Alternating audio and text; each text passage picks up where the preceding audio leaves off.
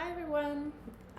We had started to read this book Wonder when we were in our classroom, and now that I had access to get into the classroom and retrieve some of the stuff in there, I do have the copy here. I'd like to continue reading it. So far we know that it's about a boy named Augie. He is about ready to enter middle school, and he's never been to school before. He hasn't told us a whole lot yet about his experiences, but we know he has an older sister who is in school and has been for most of her life, and that he has some sort of facial difference that his parents were concerned would mean that he shouldn't go straight to school. And so Augie we know that he has had many surgeries and that his face looks different from those of other kids his age. He went to the school where he'll be starting, but so far he's just had a tour over the summer. He hasn't actually started school yet. So, as we catch up, we know that his new principal's name is Mr. Tushman, and she's just finished his school tour, and his mom stayed with the principal while he went with the other students on this tour.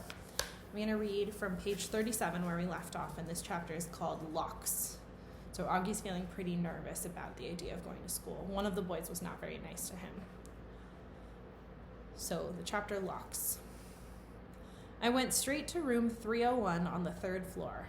Now I was glad I'd gone on that little tour because I knew exactly where to go and I didn't have to look up once. I noticed that some kids were definitely staring at me now.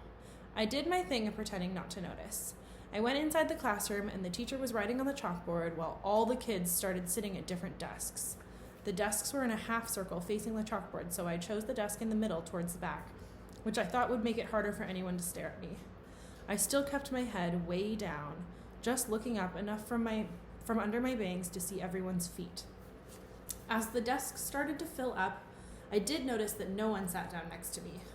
A couple of times, someone was about to sit next to me, then changed his or her mind at the last minute and sat somewhere else.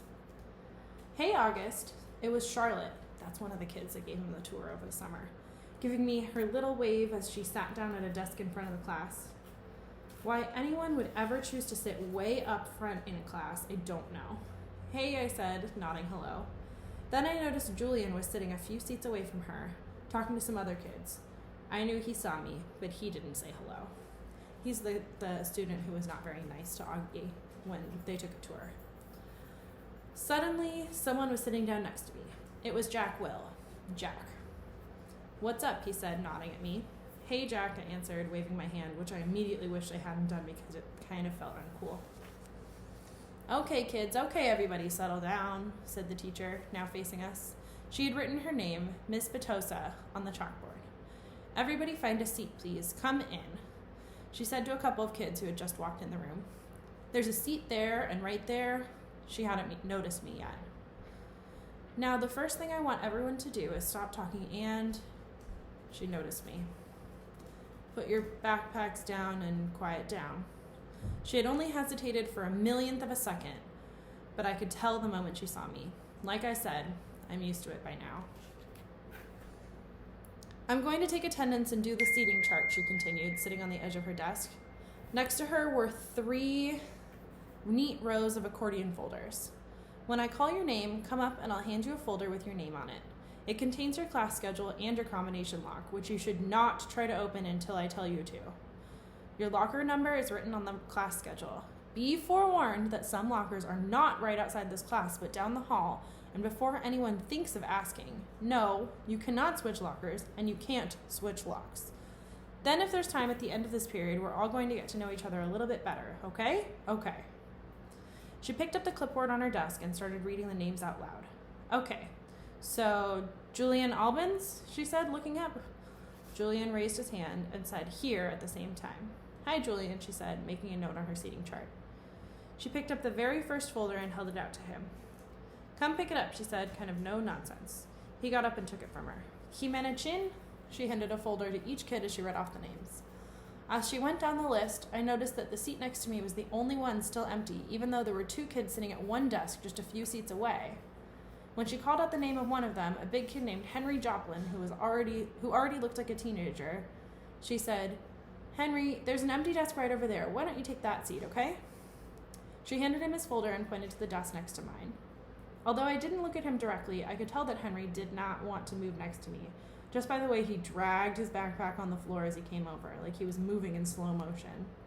Then he plopped his backpack up really high on the right side of the desk, so it was kind of like a wall between his desk and mine. "Maya Markowitz," Miss Petosa was saying. "Here," said a girl about 4 desks down from me. "Miles Norrie?" "Here," said the kid that had been sitting with Henry Joplin. As he walked back to his desk, I saw him shoot Henry a "poor you" kind of look. "August Pullman," said Miss Petosa. "Here," I said quietly, raising my hand just a little bit. "Hi, August," she said, smiling at me very nicely when I went up to get my folder.